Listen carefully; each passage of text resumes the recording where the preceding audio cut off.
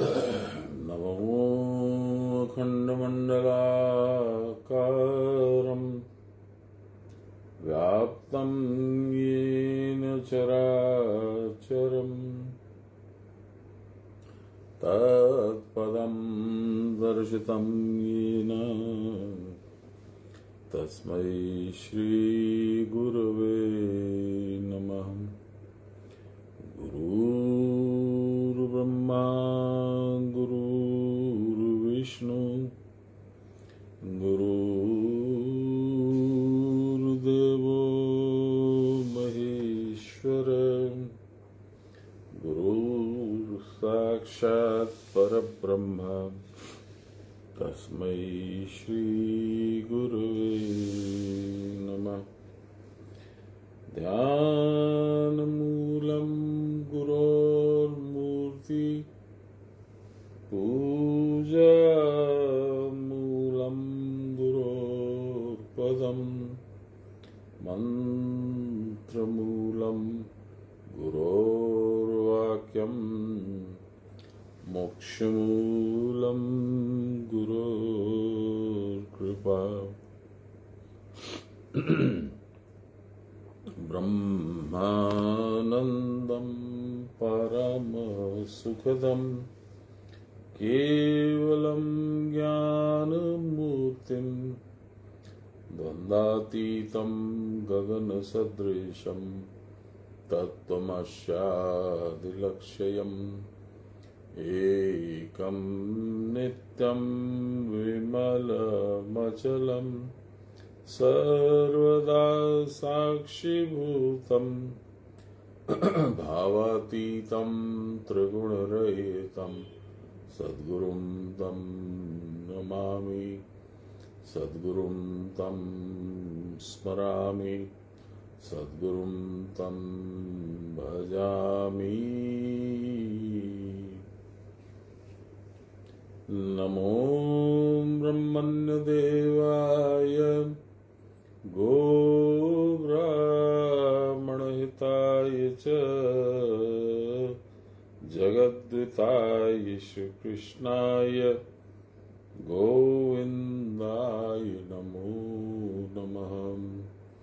मूकं करोति वाचालं पंगुं लंघयते गिरिं यत्कृपातमहं वन्दे परमानन्दमाधवं। नमो श्री ब्रह्म विद्यां योगशास्त्रे नमः श्री गुरुचरण कमलेभ्यो नमः श्री कृष्णाय नमः।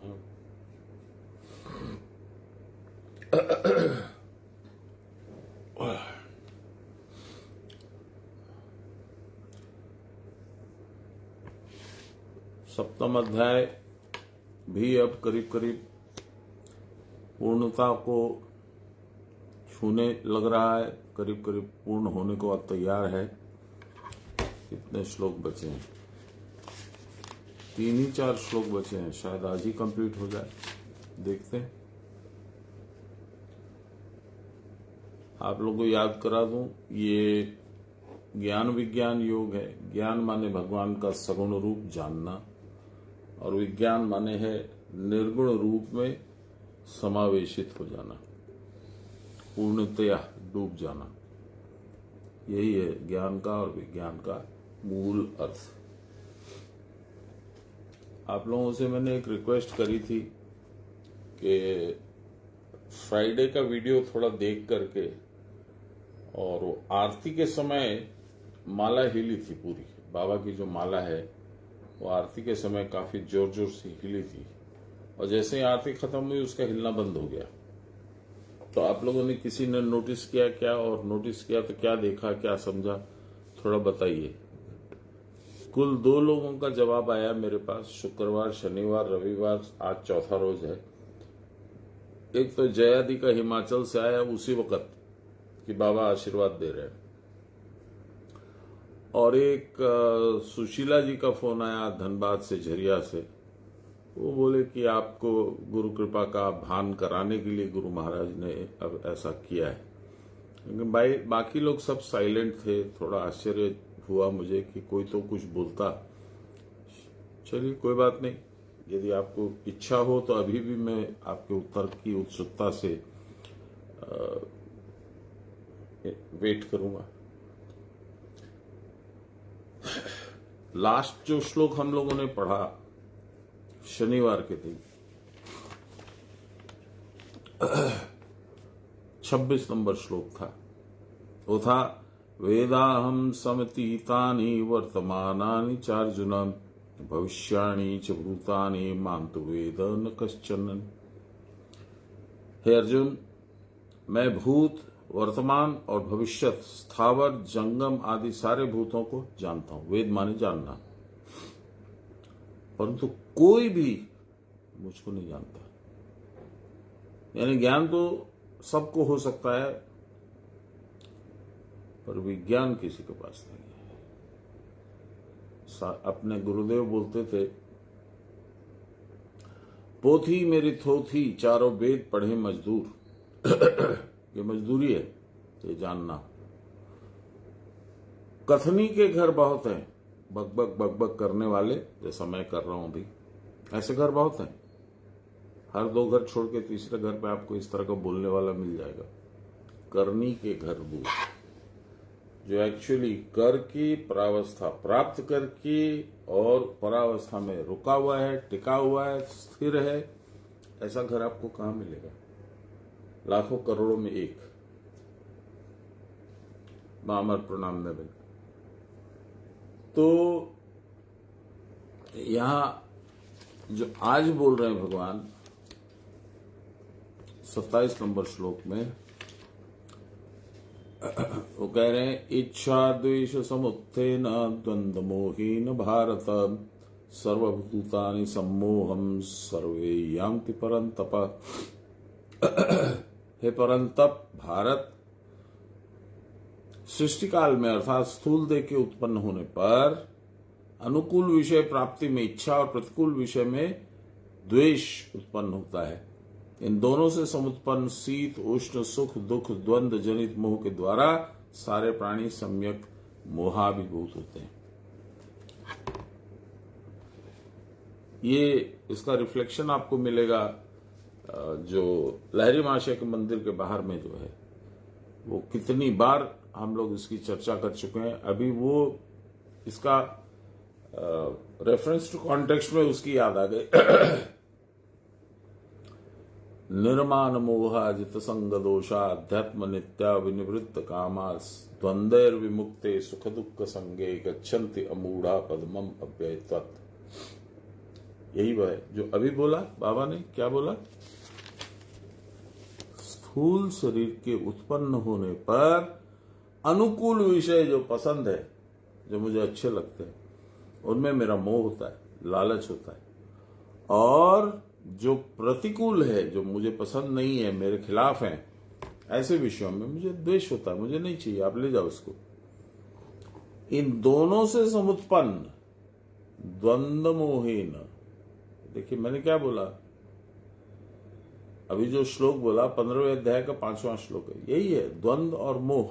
निर्माण मोहा जित संग दोषा द्वंद्वैर विमुक्ति, द्वंद्व से मुक्त, शीत उष्ण सुख दुख आदि द्वंद्व जनित मोह के द्वारा सारे प्राणी सम्यक प्रकार से मोहाभिभूत है, कोई भी नहीं छूटता है। इसको नहीं छोड़ोगे तो भगवान कहां से दिखेंगे भाई? वो तो तुम्हारे अंदर बैठे।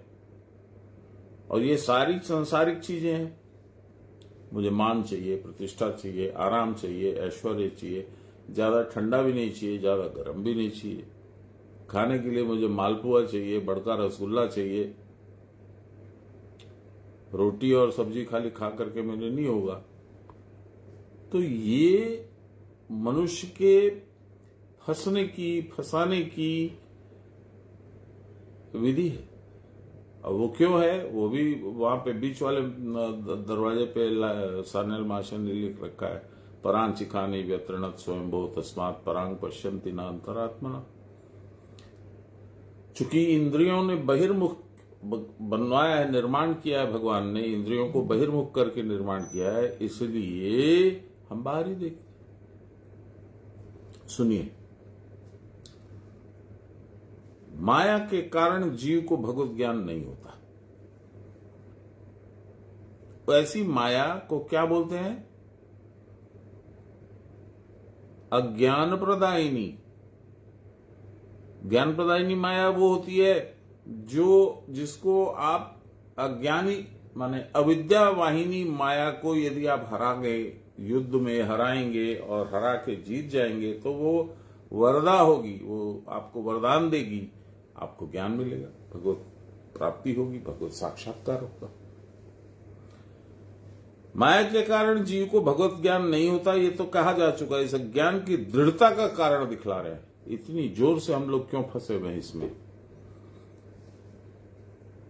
इच्छा करता है, लारी मां से बोल रहे हो, इच्छा करता है, हिंसा करता है, संशय करता है, डाउट। हाँ भगवान तो है, पर है कि नहीं है मुझे क्या मालूम, मुझे तो कभी दर्शन हुआ नहीं, मैंने तो कभी अनुभूति नहीं हुई, मुझे तो कोई कृपा उनकी नहीं मिली। इस तरह की बातें हम लोग करते हैं। ये संशय है, संशय माने डाउट। मोह करता है। ठीक है भगवान है तो भगवान ये थोड़ी बोले है कि अपने बच्चों से मुंह मोड़ लो, अपने धन से मुंह मोड़ लो, ऐसा थोड़ी बोले। ये हम लोग तर्क का कुतर्क देते हैं। सबको सुख की इच्छा होती है, ये सब लहरी मां से बोल रहे हैं। अब सान्याल बाबा बोल रहे, स्थूल देह के उत्पन्न होते ही जीव के पूर्व संस्कारों के अनुरूप विषय में इच्छा और प्रतिकूल विषय में द्वेष उत्पन्न हो जाता है। उससे फिर शीत, उष्ण, सुख, दुख आदि द्वंद समर्थित होकर मैं सुखी, मैं दुखी, इस प्रकार के भाव जीव को मोहित कर देते हैं। अच्छा मार्क कीजिए, बड़ा सुंदर सिंपल थिंकिंग है। ये किसको होता है? मैं, हम लोग देह को समझते हैं। तो सुख अच्छा लगता है या ठंडा लगता है, गर्म लगता है, सुख होता है, दुख होता है, ये किसको होता है? शरीर को। तो आपको कुछ नहीं करना है, आपको शरीर का मोह छोड़ करके शरीर से ऊपर बैठ जाना है। इतना आसान नहीं है।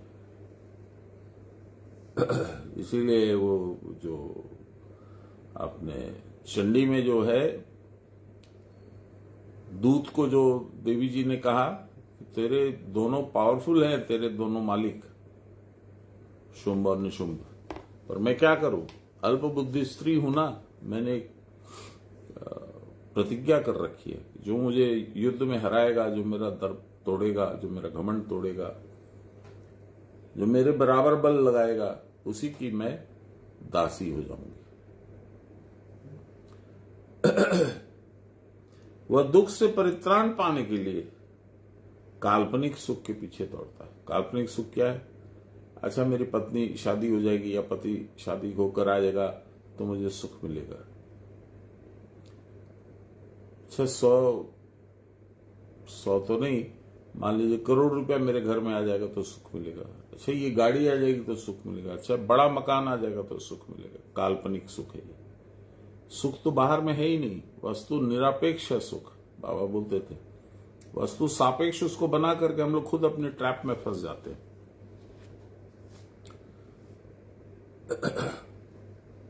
काल्पनिक सुख के पीछे वह दौड़ता फिरता है और उस सुख में किसी के द्वारा बाधा उत्पन्न करने पर या दूसरे को उस सुख का भोग करते हुए देखकर उसकी हिंसा करता है। अरे ये तो मेरा था, इसने कैसे हथिया लिया? जगत के सारे सुखों को अपने ही अधीन करने के लिए वह समुत्सुक होता है। उससे आत्म विषयक प्रज्ञा आच्छादित हो जाती है। मैं कौन हूं यही जानना मुश्किल हो जाता है। अर्थात शीत, अतप,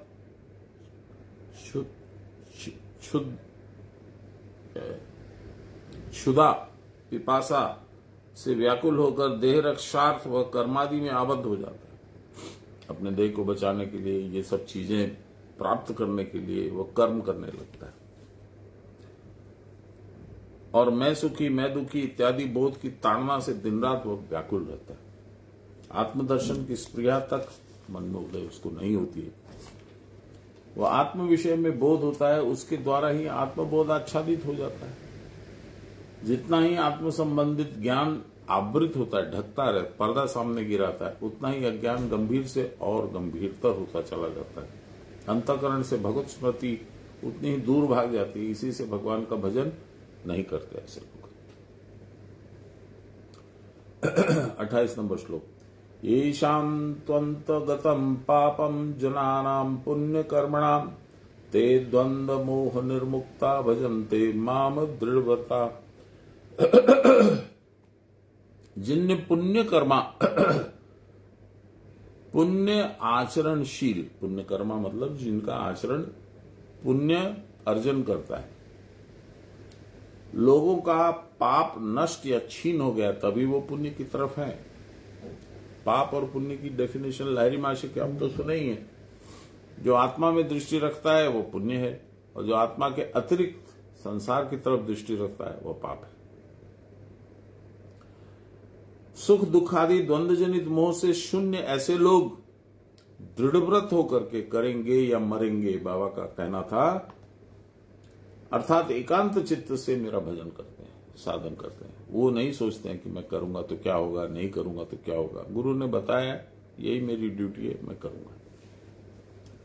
आध्यात्मिक व्याख्या लहरी माशे, एक लाइन। जिसकी आसक्ति पूर्वक दूसरी ओर दृष्टि नहीं होती है, न संसार को जो नहीं देखता, इस कारण वह आत्मा में रहता है, शुभ कर्म अर्थात क्रिया करता है, वह दुविधा और मोह से निशेष रूप से मुक्त होकर अविनाशी के परे अर्थात क्रिया की परावस्था में स्थित हो जाता है। सान्याल बाबा, किनको निशेष रूप से क्रिया की परास्थिति अर्थात क्रिया की परावस्था की प्राप्ति होती है? किनको? प्रश्न। जवाब, जो लोग पुण्य कर्मा अर्थात जो लोग अच्छी तरह क्रिया करते हैं वे ही क्रिया का फल प्राप्त करते हैं, अर्थात उनकी अन्य किसी वस्तु में आसक्ति नहीं होती। क्रिया करने में उनको आनंद भी मिलता है, इसीलिए क्रिया करते हैं। दूसरे जो सहज कर्म है उनको करने पर संभवतः विषय सुख की प्राप्ति होती, परंतु उनमें उनका मन नहीं लगता है। बाबा बोलते थे, जेदिन आमार क्रिया होलो ना सेदिन ता आमार वृथा गेलो। इतनी टान होनी चाहिए क्रिया की।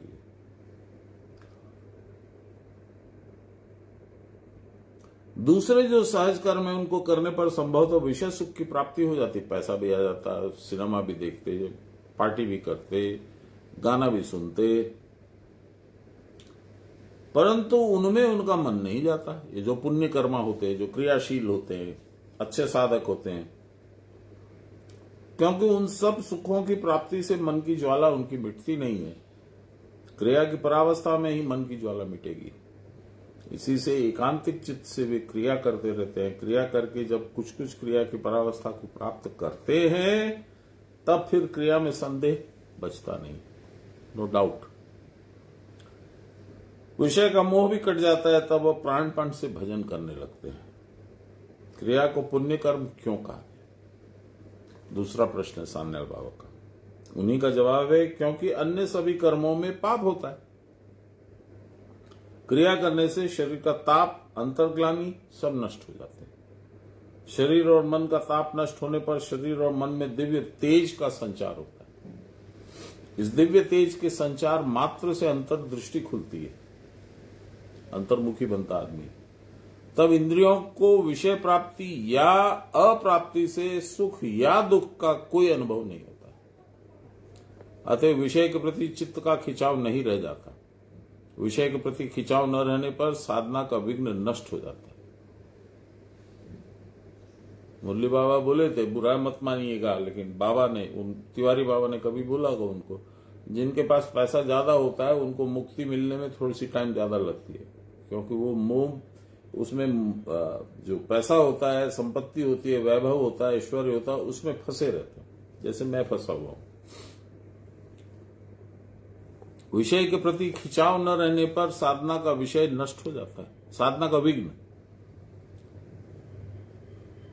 तब दृढ़व्रत होकर अर्थात एकांत चित्त से भगवत भजन हो सकता है, और इस प्रकार के भजन से ही जो कि क्रिया की परावस्था में दृढ़ स्थिति लाभ होती है। दृढ़ स्थिति, क्रिया परावस्था, किसी दिन घंटा 2 घंटा हो गया, किसी दिन गुरु की कृपा हो गई, किसी दिन पुण्य संचित सामने आ गया, तो आपको कुछ देर के लिए नशा सा आएगा, क्रिया की परावस्था का कुछ स्वाद आएगा, पर वो स्थायी नहीं है, दृढ़ नहीं है वह स्थिति। ये कह रहे हैं क्रिया की परावस्था में तब दृढ़ स्थिति लाभ होती है।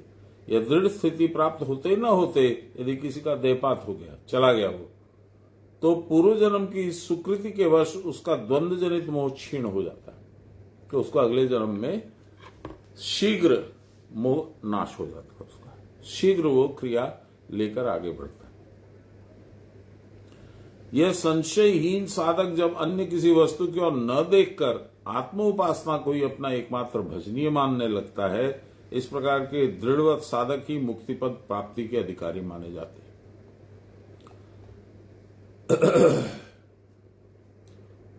29 नंबर श्लोक। जरा मरण मोक्षाय मामाश्रित्य यतन्ति ये ते ब्रह्म तद्विदु कृतस्नम् अध्यात्मम् कर्म चाखिलम।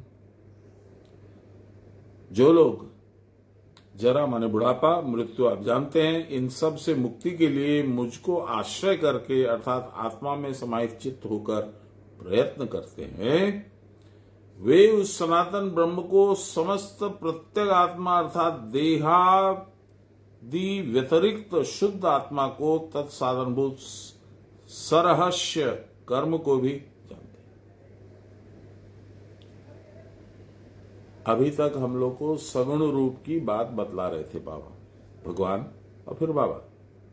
अब निर्गुण रूप को कैसे जानना है, परावस्था में कैसे जानना है, ये बातें अब हम लोग को बता रहे हैं।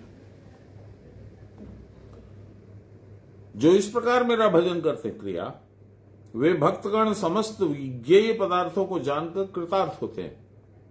विज्ञेय, ज्ञेय, विज्ञेय। ज्ञेय माने जानकारी, जो सांसारिक जानकारी है, भौतिक जानकारी है, वह ज्ञेय। विज्ञेय जिसको जानने की कोई आपके पास इंस्ट्रूमेंट नहीं है, आंख, नाक, कान, इंद्रियों के द्वारा आप नहीं जान सकते हैं।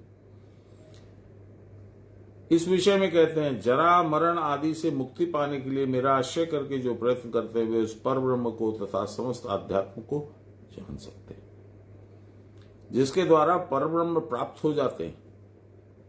उस प्राप्ति के उपाय स्वरूप देह के अतिरिक्त शुद्ध आत्मा को भी जान सकते हैं और उसके साधनभूत सरहस्य अखिल कर्मों को भी जान सकते हैं।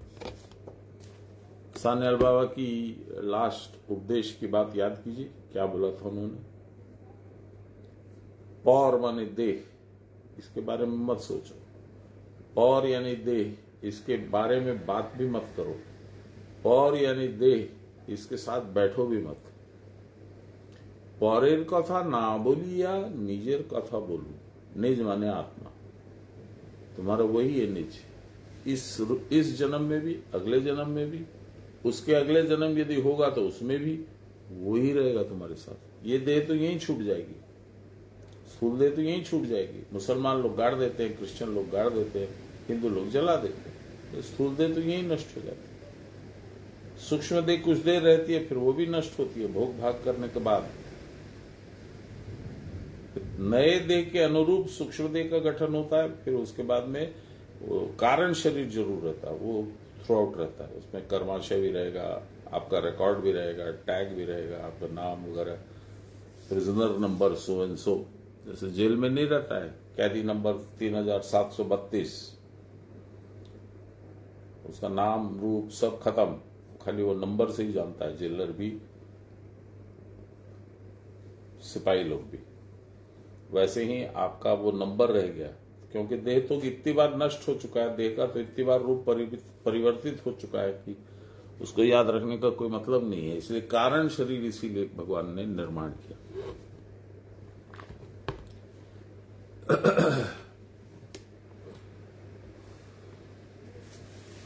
आध्यात्म कर्म क्रिया करने पर मेरे आश्रित होकर जरा मरण से मुक्त होता है। ब्रह्म में रहते हुए देह प्राप्त करके देह की परम संकटावस्था होती है जरा और मरण। यह मैं अनुभव कर रहा हूं। शारीरिक क्षमताएं कम हो जाती है, पास में बैठने वाला कोई नहीं होता है, आप कोई क्रिकेट नहीं खेल सकते, टेनिस नहीं खेल सकते, कुछ नहीं कर सकते। जरा मरण जो है वो है कि आप यहां से वहां पहुंच गए, तो यही बहुत बड़ा अचीवमेंट है जो कि आप दौड़ के कर लेते थे। अब तो चल के भी जाएंगे कि नहीं जाएंगे, पहुंचेंगे कि रास्ते में गिर जाएंगे, ये भी भरोसा नहीं है। तो ये संकट है। सुंदर बलिष्ठ देह, क्योंकि पहले थी, अब जीर्ण हो गई है, ক্ষয় হয়ে গেছে তোমার শরীর, তোমার দেহ। आज जो परम सुंदर दिख रहा है, आहा क्या सुंदर है मेरी पत्नी, कल वो स्त्री भ्रष्ट होकर कुरूप हो जाएगा। मेरी पत्नी के लिए नहीं बोल सकता हूं मैं, जनरल बात हो रही है। काल के वशीभूत जीव काल के द्वारा सदा परिवर्तित होते रहने से यही प्राकृतिक नियम है। कोई भी होगा तो वो परिवर्तित होगा। भोग सुख में आसक्त जीव कालकृत इन सब परिवर्तनों को पसंद नहीं करता है। शारीरिक क्षमता कम हो जाएगी, मुझे अच्छा नहीं लगेगा। चूल इतने घने थे अब उड़ गए, मुझे अच्छा नहीं लग रहा है। कोई मुझे बोलता था, दूर में भी बोलता था तो मुझे सुनाई देता था, अब उसको 3 बार पूछना की क्या बोल रहे हो, अच्छा नहीं लगता। भोग सुख में आसक्त जीव कालकृत इन सब परिवर्तनों को पसंद नहीं करता है और सर्वदा रूप में, रस में, भोग में डूबा रहना चाहता है। परंतु जीव की यह वासना कदापि पूर्ण हो ही नहीं सकती। भोग करते करते आशा पूरी होते न होते जीवन समाप्त हो जाता है। एक भजन था अभी, चित्रंजन वाली जो दीदी है, क्या नाम है उनका, स्वाति दी, वो सुनाई थी, मैंने आप लोगों को सुनाया था। दिन पुराइलो, देखता हूं मैं, निकालता हूं, अच्छा है, अभी सटीक है इसलिए।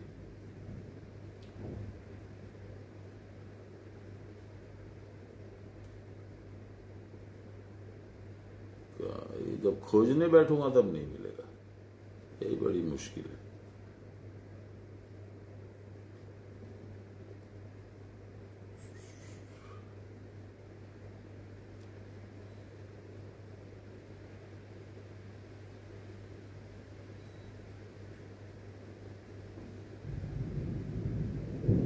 दिन पुराइलो हरि हरि बोलो, मानुष जीवन तो पुराइया गैलो रे। सुनिए,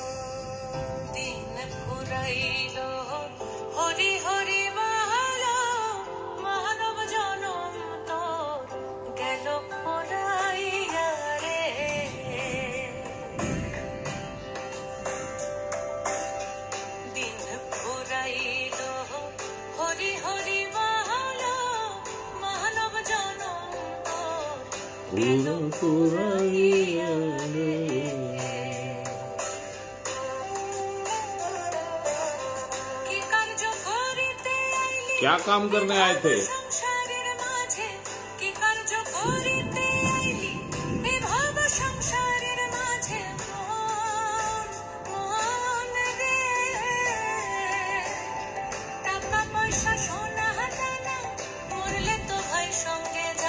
টাকা পয়সার সঙ্গে যায় না।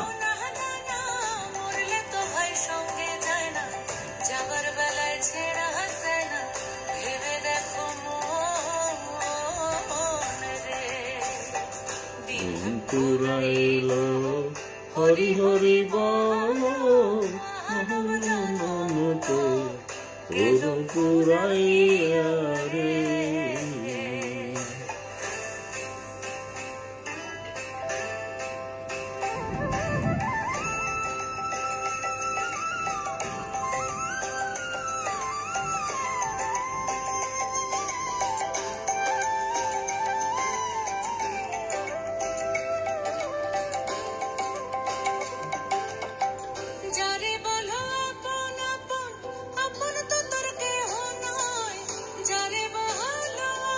जिसको अपना बोलते हो वो कोई तो नहीं है तुम्हारा। बाबा की बात।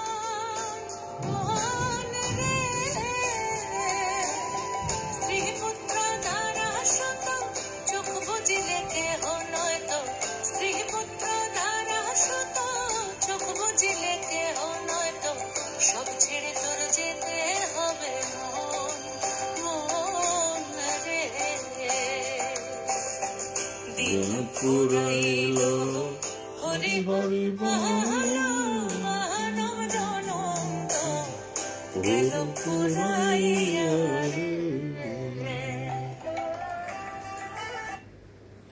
ये सारी बातें बाबा बोल चुके हैं। ये सारा हम लोग सुन चुके हैं। एक बार, दो बार, तीन बार, 5 बार नहीं, 100 बार से ऊपर सब सुना चुके हैं बाबा। लेकिन मनुष्य ऐसा ही है, कितना भी उसको घिसो रंग ठीक नहीं निखरता है। हम 100 बार सुन चुके हैं, मानते भी हैं, जानते भी हैं, क्या विश्वास है? नहीं लगता है, नहीं, थोड़ा सा आनंद कर लेते हैं, क्या है? वह सर्वदा रूप में, रस में, भोग में डूबा रहना चाहता है। कौन? मनुष्य। जीव की यह वासना कदापि पूर्ण नहीं होती है। भोग करते करते आशा पूरी होते न होते जीवन समाप्त हो जाता है। मन की आशा मन में रह जाती है। विवश होकर उसे किसी अज्ञात आवास में चला जाना पड़ता है, जिस स्थान से फिर उसका कोई समाचार पाने की कोई भी संभावना नहीं रहती। जरा मरण के इस दुर्दम्य प्रताप से जीव निरंतर संत्रस्त, विचलित और क्षुब्ध रहता है। जरा मरण के इस पंजे से त्राण तो सभी पाना चाहते हैं, परंतु इससे निष्कृति पाने का उपाय जानते ही नहीं है। और मैं एक बात और ऐड करूंगा, जानने पर भी, गुरु ने बता दिया तब भी विश्वास नहीं है। आदत से भी लाचार है। विषय विमुख चित्त से अनन्य शरण होकर भगवान का आश्रय लिया जाए तो काल भय दूर हो सकता है। अध्यात्म कर्म के द्वारा जब क्रिया की परावस्था प्राप्त होती है तभी जीव अनन्य शरण होता है। यही भगवत आश्रय कहलाता है। देह के साथ ही जरा मरण नित्य संयुक्त है। जब पैदा हो गए तो मरने की डेट निर्धारित हो गई। जो क्रिया की परावस्था में आत्मा के साथ जुड़ जाता है वे ब्रह्म में अटल स्थिति प्राप्त कर लेता है और जरा मरण के पंजे से छूट जाता है। आत्मदेव का भजन या आत्म उपासना करना ही उनका आश्रय ग्रहण करना है। इस प्रकार आश्रय ग्रहण करने पर चित्त शुद्ध होता है, मन स्थिर हो जाता है और कुटस्थ ज्योति का प्रकाश दिखलाई देने लगता है। फिर वे साधक समझ पाते हैं कि उनके भीतर जो आध्यात्म या कुटस्थ रहता है वह परब्रह्म के साथ एक और अभिन्न है। There is no difference. जो परब्रह्म है और ये जो ज्योति रूप प्रकाश है इसमें कोई अंतर नहीं है। यह समझ आते जरा मृत्यु के प्रभाव से रक्षा मिल जाती है। और जिस अध्यात्म कर्म के द्वारा आत्म साक्षात्कार किया जाता है उस अध्यात्म कर्म का रहस्य भी समझ में आ जाता है। 30 नंबर श्लोक, ये अंतिम श्लोक है इस अध्याय का, छोटा सा ही है। साधिभूतादि दैवम माम साधि यज्ञम च ये विदु प्रयाण काले अपि च माम ते विदुर्युक्त चेतसा। श्रीमद् भागवत गीता उपनिषत्सु ब्रह्म विद्यायां योग शास्त्रे श्री कृष्णार्जुन संवादे ज्ञान विज्ञान योगो नाम 7वाध्याय संपूर्ण। और जो अधिदैव, अधिभूत और अधियज्ञ के साथ मुझको जानते हैं, भगवान बोल रहे, वे समाहित चित्त वाले लोग मृत्यु के समय भी मुझको जानते हैं, अर्थात मुझको भूलते नहीं। और मृत्यु के समय नहीं भूलोगे तो अगला जन्म नहीं होगा, भगवान के साथ मिल जाओगे। ये अगले अध्याय में हम लोग सुनेंगे बाबा से।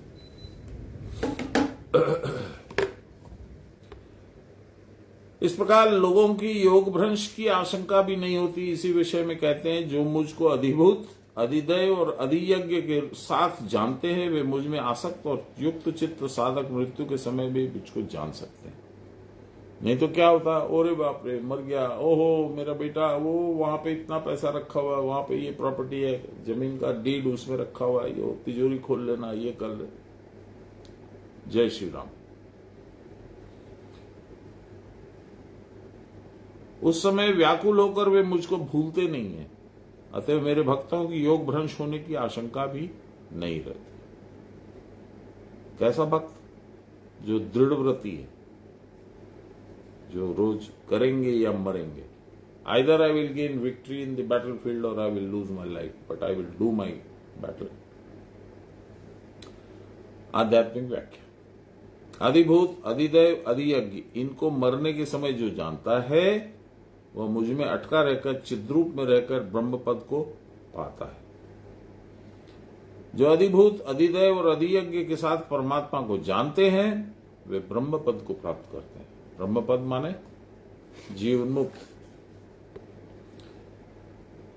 मृत्यु के समय शरीर की विविध यातनाओं से साधारणतः इंद्रियां और मन अभिभूत होते हैं। उस समय दूसरी बातें मन में नहीं आती। जो सबसे इंपॉर्टेंट है बोल दूं, नहीं तो मैं तो चला गया, फिर पीछे से बच्चे भ्रमित हो जाएंगे, वाइफ भ्रमित हो जाएगी।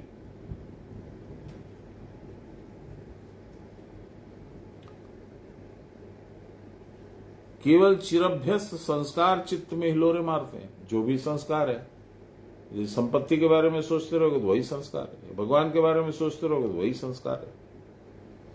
उस समय जीव को बहुत भय होता है, कभी कभी वह ज्ञान शून्य भी हो सकता है।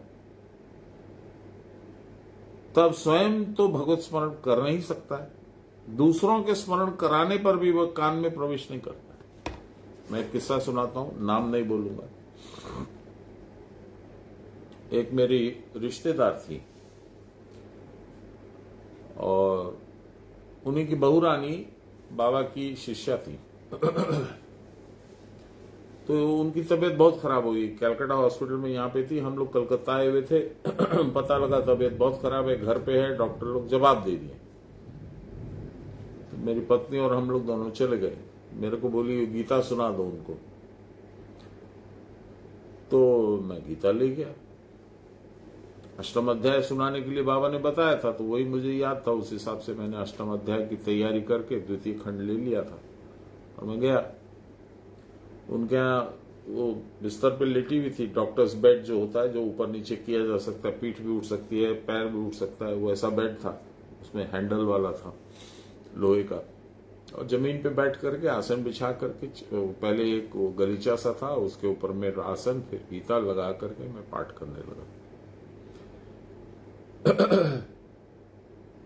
मेरी भाभी थी, सीनियर थी उम्र में, तो हम लोग के यहाँ नियम था, आदर से ही बोलते थे। उम्र में कितना भी फर्क हो जाए, यदि पद उनके बच्चे के जैसा था मैं, पर वो बाबू आप क्या कर रहे हैं इस तरह से बोला जाता था। तो भाभी बोली जो मरणासन है आप क्या पढ़ रहे हैं? मैंने कहा भाभी आपको गीता सुना रहा हूं। जवाब सुनिए, आज तक आश्चर्यचकित हूं मैं। आप ऐसा करिए बाबू, आप बाहर बैठ करके किसी शांत जगह में गीता पाठ कर लीजिए। मैं बहुत गीता सुनी हूं, मुझे नहीं सुनना। मैं ठगा सा रह गया, मुझे समझ में नहीं आया ये क्या हुआ, ये कौन सी तरह की बात हुई। भगवान का नाम नहीं सुहाता है। तो मैं बाबा को प्रणाम करके बंद कर दिया और थोड़ी देर इधर उधर की बात हुई, फिर मैं चला आया। बाबा यही कह रहे, सुनिए, कभी कभी वह ज्ञान शून्य भी हो जाते हैं, तब स्वयं भगवत स्मरण नहीं कर सकता और दूसरों के स्मरण कराने पर भी वह कान में प्रवेश ही नहीं करता, क्योंकि उस समय मन अत्यंत व्याकुल रहता है और उनकी शक्ति भी वैसी सतेज नहीं रहती है। परंतु यदि कोई भाग्यवश साधना में प्रयत्न करता है और आत्मा में स्थित होने का अभ्यास दृढ़ हो जाता है तो उस समय उनके मन में अन्य भाव नहीं आते। उनका मन चिद्रूप में मग्न हो जाता है। मरण मूर्छा में भी उनका बाहरी ज्ञान विलुप्त होने पर भी अंतर ज्ञान छिन्न नहीं होता। अब इसका भी उदाहरण दे देता हूं। मेरे को व्यक्तिगत रूप से मालूम नहीं है, सुनी हुई बात है। तिवारी बाबा जी ने जब प्राण त्याग किया तो कुछ लोग जो सेवा में लगे हुए थे, इंक्लूडिंग काली बाबू, बाबा के मित्र भी थे, गुरु भाई भी थे, उनकी बात कभी कभी थोड़ा सा ज्यादा बोल जाते थे। मैं कोई कमेंट नहीं करता हूं, पर उन्होंने जो बोला वो उतना ही बताता हूं आपको कि मैंने देखा, काली बाबू बोल रहे, मैंने देखा कि बाबा की छत पे जो रूम था तिवारी बाबा का, उसके बाहर में एक छोटी सी छत थी। उस छत पे ये देवता वो देवता आए, सब बाबा से मिले, अभी चले गए। अंत में बाबा को आधा पैरालिसिस था तिवारी बाबा के बाद। तो इनको इशारा किए कि मेरे को बैठाओ। और जब भी बैठे तो हायर क्रिया किए। उसका नाम भी मैं नहीं बोल सकता हूं क्योंकि मर्यादा है, मेंटेन करनी है, I can not talk about it, but वो मैं जानता हूं उस क्रिया को। तो वो क्रिया उन्होंने किया और उस वक्त मैंने उस क्रिया करते हुए अपना प्राण त्यागा। अब ये तो काली बाबू की बात हो गई। बाबा ने हमको जो बोला उसी वक्त की घटना, बाबा कलकत्ता में थे, ये भागलपुर में तिवारी बाबा ने प्राण त्यागा। तो बाबा ने कहा कि जब उन्होंने प्राण त्यागा तो मुझे यहां अनुभव हो गया। मैंने कहा वो कैसे प्रभु? बोले ऐसे लगा जैसे कोई बहुत बड़ा रॉकेट करके उड़ गया हवा में और बहुत लाइट देखी मैंने। तो बाबा की जो बात बोली उसमें मुझे कहीं कोई डाउट नहीं, जो उन्होंने बोला वो अक्षरशः सत्य होगा। वो काली बाबा भी यदि बनाए भी होंगे 50% भी मान लो आप, तो भी मामूली घटना नहीं है। गुरुपद, दिव्य योगी, परावस्था प्राप्त, वो तो वैसा ही आचरण होगा ही उनका। अंत समय में वो क्रिया करते हुए ही प्राण छोड़ेंगे। इसलिए मुझे भी नहीं लगता कि इस विषय में कुछ अतिशयोक्ति है। तो दो आपने उदाहरण देख लिए। साधारण मनुष्य का उदाहरण आप गीता बाहर में पढ़िए, मैंने बहुत पढ़ी। और दिव्य पुरुष का आचरण, मुझे ठीक से बैठाओ, मैं बैठ नहीं पाता हूं, मैं साधन करूंगा और साधन करके, नाम नहीं बोलूंगा मैं, उस क्रिया के द्वारा उन्होंने प्राण का त्याग किया। और वह प्रकाश अपने खूब करीबी शिष्य हमारे गुरु महाराज को अनुभव हुआ।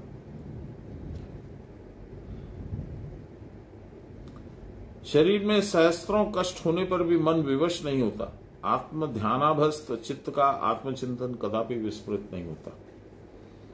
अतः इस प्रकार के साधक योग भ्रष्ट होने की आशंका नहीं होती। लोग योग भ्रष्ट नहीं होंगे, योग भ्रष्ट नहीं होंगे। पूर्व ही मृत्यु के लक्षणों से अवगत होकर वे मृत्यु के लिए प्रस्तुत रहते हैं। उनको मालूम है समय आ गया। वो लोग तो टाइम भी बता देते हैं। बाबा ने जब अपना शरीर छोड़े तो उनको सब मालूम था। रात को बातचीत हुई हमसे। 2 जून को वो गए, रात को 1 जून को 11 बजे 11:15 बजे मैं कटिहार से फोन किया था। मेरे को एकदम जबरदस्त बेचैनी हो गई, बाबा से बात करना ही है। अभी तो कोई बात कर रहा था बहुत लंबा, बहुत देर से, 15-20 मिनट। मैंने कहा आप फोन दीजिए, तो उससे छीन लिया मैंने। मेरे को जरूरी है आप बात कर लीजिए। फिर बाबा को लगाया, बाबा से बात हुई। क्यों थी? हो सकता है उन्होंने मेरा सोचा होगा। हालांकि मुझे नहीं लगता कि वो उस वक्त में किसी का भी कुछ भी सोचेंगे, अपने खुद के इमीडिएट परिवार का भी नहीं सोचे होंगे, पता नहीं। पूर्व में ही, पहले ही मृत्यु के लक्षणों से अवगत होकर वे मृत्यु के लिए प्रस्तुत रहते हैं। They are prepared. योगी किसी प्रकार के मूलाधारस्थ जीवनी शक्ति कुलकुंडलनी को मेरु मार्ग के भीतर से सहस्रार में परम पुरुष शिव के साथ मिला देते हैं और इस प्रकार जन्म मृत्यु मार्ग में आने जाने की क्रीड़ा को रोक देते हैं। आवागमन नशाए, यह अत्यंत विस्मयजनक व्यापार है। सदा ही मुक्त होते हैं। उनका प्राण उत्क्रमण नहीं करता। न दश्य प्राणा उत्क्रमांति, परंतु जो देह में के रहते इतनी दूर अग्रसर नहीं हो पाए, उनके लिए क्रम मुक्ति का जो विधान है, भगवान के जो शरणागत भक्त हैं वे सर्वदा उनके साधन भजन में लगे रहते हैं। यदि किसी कारणवश उनके मुक्ति पथ में विघ्न आता है तो जिस प्रकार माता भयातुर और व्यथित शिशु को अपनी गोद में ले लेती है, ये लाइन सुनिएगा जरा ठीक से, फिर से बोलते, जो भगवान के शरणागत भक्त हैं वे सर्वदा उनके साधन भजन में ही लगे रहते हैं। यदि किसी कारणवश उनके मुक्ति पथ में विघ्न आता है तो जिस प्रकार माता भयातुर और व्यथित शिशु को अपनी गोद में ले लेती है, उसी प्रकार भगवान साधन में सदा अभ्यस्त साधक को मृत्यु के समय दिव्य ज्ञान देकर अपने धाम में प्रविष्ट कर लेते हैं। यह उनका भक्त वात्सल्य। यदि श्यामाचरण आध्यात्मिक दीपिका नामक गीता के 7वें अध्याय की आध्यात्मिक व्याख्या समाप्त। अब मैं एक लाइन और बोलूंगा।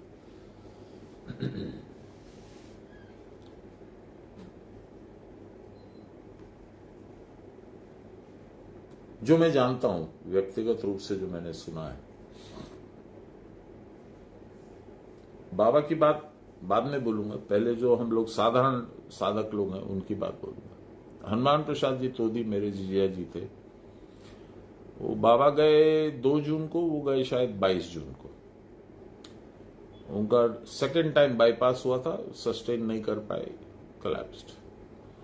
तो जब ऑपरेशन हो गया, वो अपने रूम में उनको रख दिया गया, तो सब जगह से ट्यूब लगा हुआ था। तो उनके लड़के ने कहा कि बाबा, पापा, बाबा को याद कीजिए, बाबा का ध्यान कीजिए। तो उन्होंने इशारे से कहा उनका ध्यान कर रहा हूं। ऐसे इशारा किया मतलब है। तो लड़के ने पूछा कि कौन से बाबा है? अपने बाबा, तिवारी बाबा, सान्याल बाबा? तो फिर कौन? लहरी बाबा?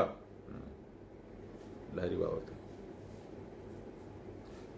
वो दर्शन दे रहे थे।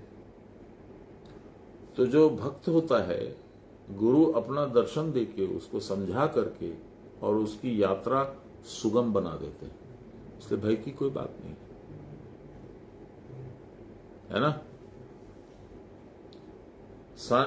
जब अपने गुरु महाराज ने प्राण त्यागा तो हम लोग तो जानते नहीं अंदर में क्या हो रहा था, नहीं हो रहा था, पर जब दरवाजा खोला गया और उनको देखा गया तो वो प्रणाम मुद्रा में जमीन पे थे, उनका सिर नीचे था, इस तरह से प्रणाम किए हुए थे और ऐसे झुके हुए थे, जो मुझे बताया गया।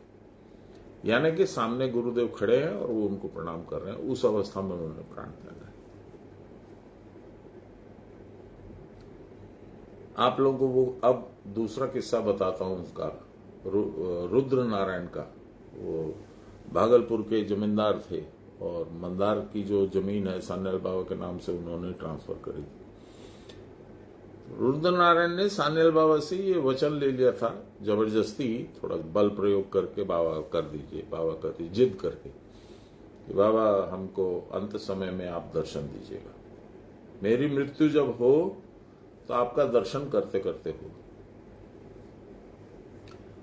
सान्याल बाबा नहीं दिए तो वो 3 दिन अन्नपान का त्याग करके बैठा रहा अपने रूम में। फिर लास्ट में कीर्ति दीदी बुलाई गई, भागलपुर से कीर्ति दीदी आई, उनको बोला गया जाओ तुम उसको लेके आओ। तो कीर्ति दीदी उनको बोले कि बाबा मान गए, चलिए आप बात कर लीजिए। तब वो खुशी खुशी आ गए और बाबा को प्रणाम किए। उसके बाद उनकी मृत्यु हुई। लेकिन जब मृत्यु हुई तो बाबा साधन में बैठे थे और तिवारी बाबा भी साधन में बैठे थे, और ये मंदार का ही किस्सा है। तो उनका लड़का आया दौड़ते दौड़ते कि बाबा उनका तो प्राण निकल रहा है, तुरंत चलिए। पर वहां तो कोई था नहीं, दोनों साधन में थे, तो दोनों का रूम बंद था। अचानक सान्याल बाबा अपने रूम से बाहर आए, वो लड़का लौट गया और बोले, ए बाबा को बोले, तिवारी बाबा को, अरे चल, वो रुद्र नारायण से मिलना होगा, जल्दी करो जल्दी करो, उसके पास समय नहीं है। तो बाबा सब कुछ छोड़ छाड़ के दौड़े उनके साथ। वहां जब गए तो देखे वो गॉन। सान्याल बाबा थोड़ा सा व्यथित हुए। तिवारी बाबा को बोले, अष्टम अध्याय का पाठ कर जोर जोर से। ये बैठ गए, पाठ करने पर ही भावातुर हो गए, ये भाव इतना हो गया, ठीक से उच्चारण नहीं हो रहा था, गड़बड़ हो रहा था।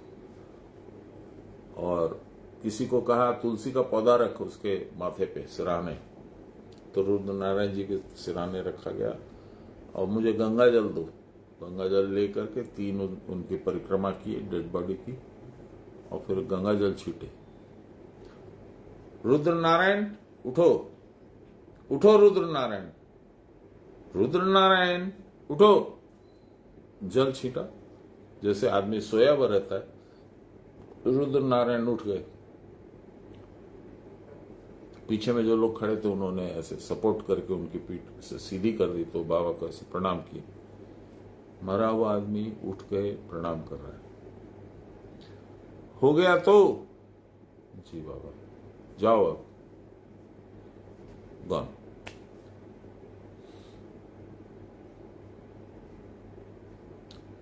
अब ये गुरु महाराज के मुंह से यदि मैं नहीं सुनता तो मैं शायद नहीं विश्वास करता, पर ये बाबा ने खुद सुनाया, इसलिए इसमें कहीं कोई डाउट होने की संभावना नहीं है।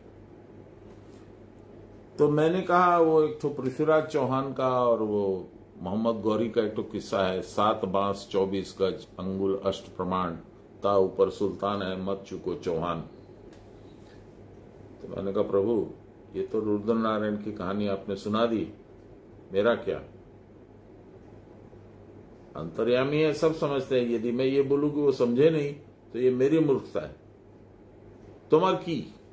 हमले बाबा जेटा रुद्र नारायण पेलो से दर्शनटा आमी पाबो की लास्ट टाइमे আমি আমার গুরুদেবকে বলে দেব। আমি আপনি আপনার গুরুদেবকে কি বলবেন কি না বলবেন সেটা আপনার ওনার বিষয়। আমি আমার গুরুদেবকেই চাইছি, যাচনা করছি লাস্ট টাইমে যখন আমার দেহ ত্যাগ হয় সেই সময় আপনি যদি থাকেন। अच्छा बाबा अच्छा, থাকবো থাকবো থাকবো, জয় গুরু। अब कब अंत समय आएगा नहीं आएगा, जो भी आएगा उनका एश्योरेंस ही मेरी नौका है। बाबा ने कह दिया था, मैं निष्फिक्र, उन्हें हमें चिंता नहीं खुद की, उन्हें चिंता हमारी है। हमारी नाव का खिवैया सुदर्शन चक्रधारी है। ऐसे गुरु को पा करके भी यदि मैं बेवकूफ के जैसे रोता कल्पता रहूंगा तो बड़ी मूर्खता की बात है। कितना बज गया? 10 मिनट है। अष्टम अध्याय स्टार्ट कर देते। भगवान ने अभी कहा अधिदेव अधियज्ञ अधिभूत, अधिदेव अधिभूत अधियज्ञ, 3 चीजें गुरु महाराज ने, श्री कृष्ण ने 7वें अध्याय के अंत श्लोक में कहा। अर्जुन को क्यूरियोसिटी हो गई ये क्या है, तो अर्जुन कहते हैं 8वां अध्याय अक्षर ब्रह्म योग। अर्जुन वाच, अर्जुन बोल रहे हैं किं तद ब्रह्म किम अध्यात्मम किम कर्म पुरुषोत्तमम अधिभूतम च किं प्रोक्तम अधिदैवम किम उच्यते अधियज्ञ कथम को अत्र देहस्मिन् मधुसूदनम प्रयाण काले च कथम ज्ञेयोसि नियतात्म भी। 2 श्लोक मिला करके एक सेंटेंस बनाया गया। अर्जुन ने कहा हे पुरुषोत्तम, वह ब्रह्म है क्या? अध्यात्म क्या है? कर्म क्या है? अधिभूत किसको कहते हैं और अधिदैव किसको कहते हैं? हे मधुसूदन, इस देह में अधियज्ञ कौन है? इस देह में किस प्रकार से अवस्थित है और मरण काल में संयत चित्त व्यक्तियों के द्वारा किस प्रकार जाना जा सकता है? अर्थात ऐसे लोग जो अब मरण काल में आ चुके हैं वे तुमको किस तरह से जानेंगे। 8वां अध्याय इसी टॉपिक का अध्याय है। इसको अक्षर ब्रह्म योग कहते हैं। अक्षर ब्रह्म यानी कृष्ण के साथ जुड़ना। अनुवाद। कृष्ण में एक चित्त भक्तजन यह जानते हैं कि ब्रह्म कर्म और अधिभूत आदि क्या वस्तु है, ये पहले कहा जा चुका है। इस अष्टम अध्याय में ब्रह्म कर्मादि के विषय में और स्पष्ट रूप से बतलाते हैं। पूर्व अध्याय के अंत में भगवत उक्त ब्रह्म अध्यात्म प्रवृत्ति सप्त पदार्थों का तत्व जिज्ञासु होकर अर्जुन बोले, ये मधुसूदन ये सब क्या है? लाहिरी महाशय अब बता रहे हैं। तारक ब्रह्म योग वर्णन। तारक जो तार दे, ऐसा जुड़ाव किसके साथ? ब्रह्म के साथ। शरीर के तेज के द्वारा अनुभव हो रहा है कि ब्रह्म, आध्यात्म कर्म और अधिभूत क्या है, अधियज्ञ क्या है, चौथा इस देह के भीतर मरने के समय तुम किस प्रकार से जाने जाओगे। पूर्व अध्याय के अंत में भगवान ने कहा है कि जो अधिभूत, अधिदय और अधियज्ञ के साथ मुझको जानते हैं वे मृत्यु काल में भी मुझको ही जानते हैं। मृत्यु काल के दैहिक मानसिक क्लेश चित्त को इतना अभिभूत कर डालते हैं कि साधारणतः जीव उस समय भगवत चिंतन नहीं कर सकता। लेकिन देखिए, जिस पे गुरु की कृपा होती है वो करवा देता है, गुरु करवा देते हैं। 3 एग्जाम्पल देता हूं, मेरे एकदम करीबी। रांची में मेरे साडू भाई कैंसर से गए, मेरे से 5-6 साल छोटे थे। तो अंत समय जब आया तो रांची से फोन आया, अंत समय में उनको क्या करें। बाबा से दीक्षित थे।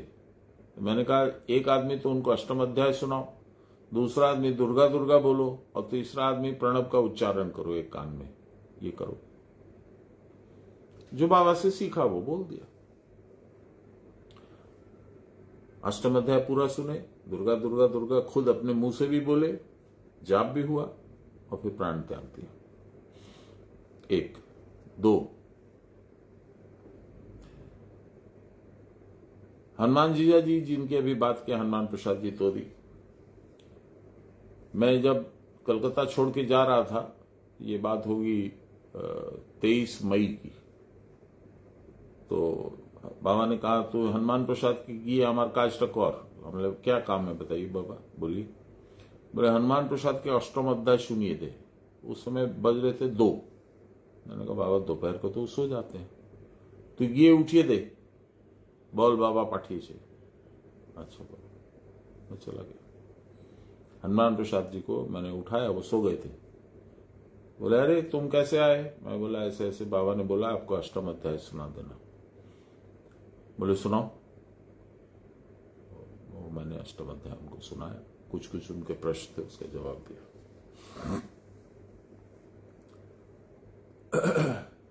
2, 3 मेरा जो मित्र था, बहुत करीबी था, रवि,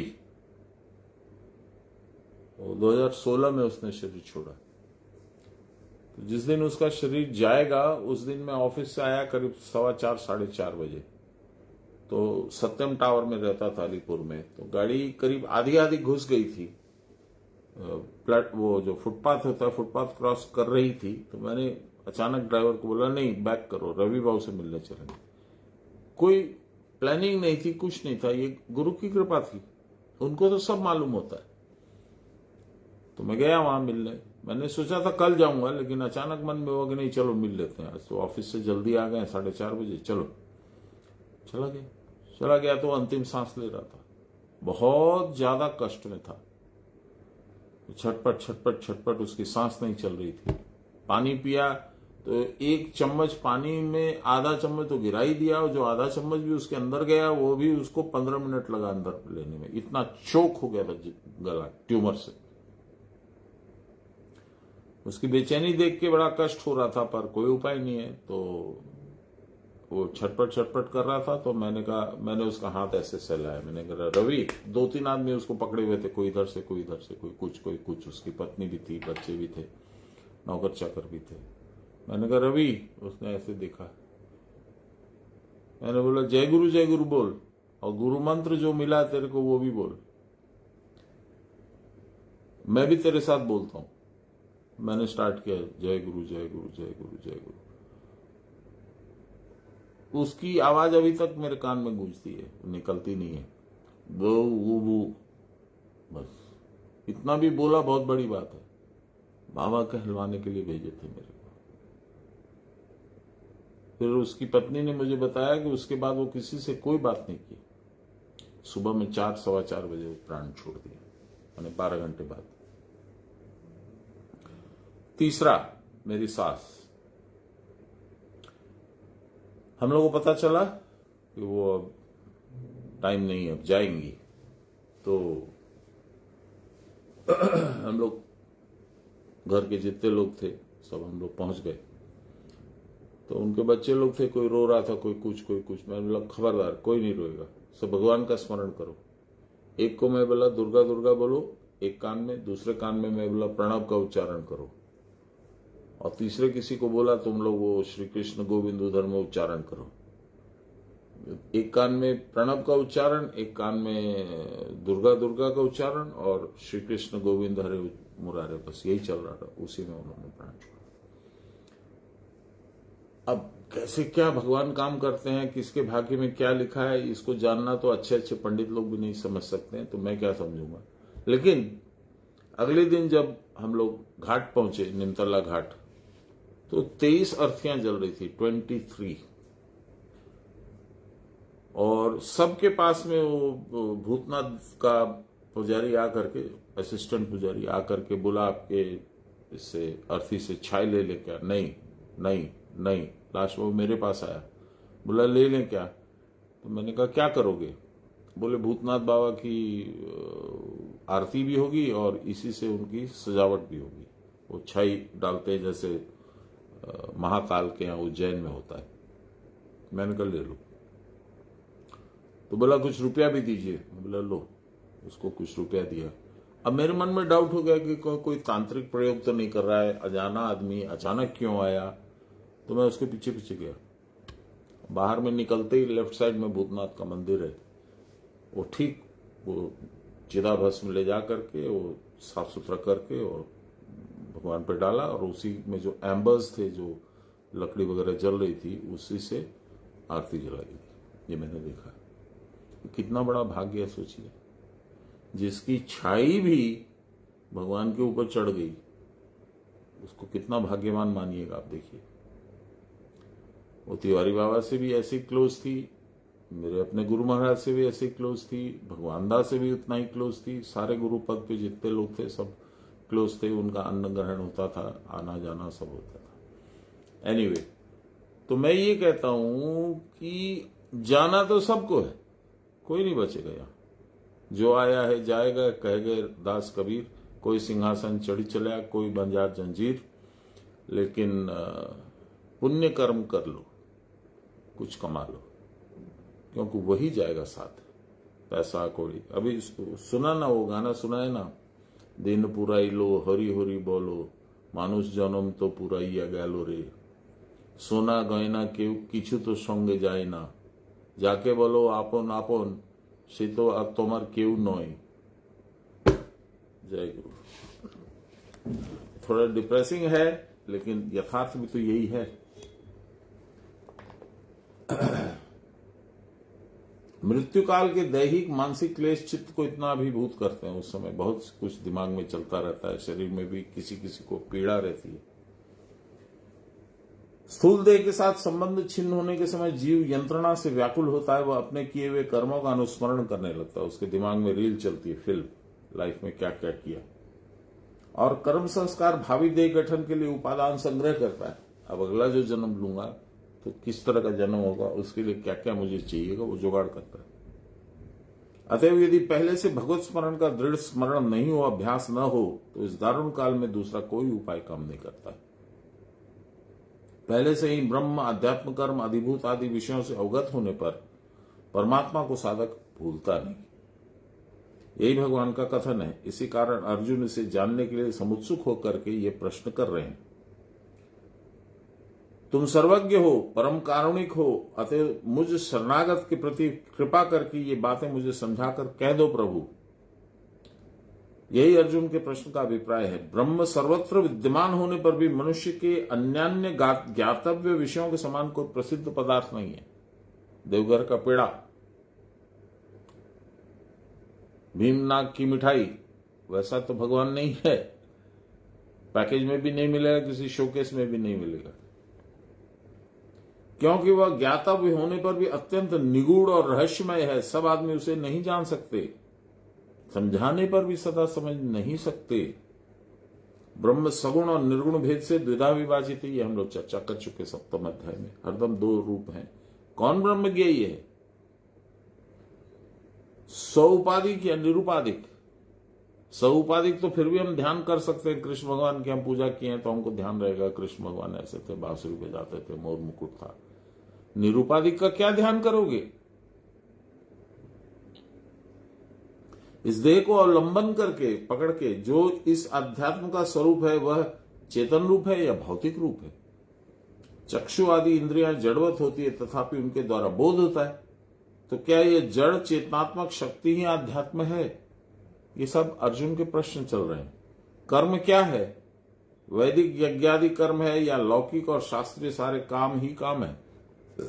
पृथ्वी आदि कार्य अधिभूत है या इसके द्वारा कर्म मात्र को लक्ष्य किया गया है? अधिदेव क्या है? क्या इसके द्वारा इंद्रियादि अधिष्ठाता देवताओं को लक्ष्य किया गया है? अथवा आदित्यांतर्गतम यच्च ज्योतिषाम ज्योतिरुत्तमम हृदयम सर्वभूतानाम जीवभूत सतिष्ठति। आदित्य के अंतर्गत कुटस्थ रूपी स्वरूप के अंदर सब ज्योतियों से श्रेष्ठ ज्योति सब भूतों के हृदय में जो जीव रूप से अवस्थित है, क्या उनको लक्ष्य करके कर रहे हो तुम? भगवान से पूछ रहे अर्जुन। अधियज्ञ क्या है? वह देवता विशेष है या परब्रह्म की बात हो रही है? उनको किस प्रकार से चिंतन किया जा सकता है? देह के भीतर हैं या देह के बाहर हैं? बुद्धि रूप में है या बुद्धि से स्वतंत्र वस्तु है? मृत्यु काल में संयत व्यक्ति तुमको कैसे जानेगा? बहुत सिंपल है। गुरु के चरणों में गिर के उनसे कह दो कि महाराज आप रहिएगा, वो कृपा करेंगे और रहेंगे। अर्जुन ने इन सप्त पदार्थों के संबंध में जिज्ञासु होकर भगवान से ये प्रश्न किया। ब्रह्मार्पणम ब्रह्म हविर्ब्रह्माग्नो ब्रह्मणाहुतम ब्रह्मैव तेन गंतव्यम ब्रह्म कर्म समाधिनाम। नमो श्री ब्रह्म विद्यां योग शास्त्रे नमः श्री गुरुचरण कमलेभ्यो नमः श्री कृष्णाय नमः। श्री कृष्ण गोविंद हरे मुरारे हे राम नारायण वासुदेव। श्री गुरु चैतन्य हे आत्मदेव। हे मात दुर्गे हर विश्वनाथ। सर्वे भवन्तु सुखिनः सर्वे सन्तु निरामया सर्वे भद्राणि पश्यन्तु मा कश्चित् दुःखभाग् भवेत्।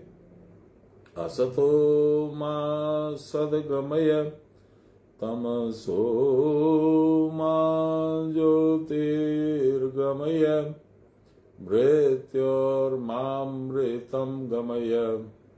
आविराविमहीधि। बोलिए प्रेम से गुरु महाराज की जय। परम गुरुदेव की जय। परात्पर गुरुदेव की जय। परमेष्टि गुरुदेव की जय। आदि गुरुदेव की जय। गुरु माता की जय। हर हर महादेव। मां प्रणाम निविन। सब लोग जय गुरु। कल मिलते हैं। Sir can I call?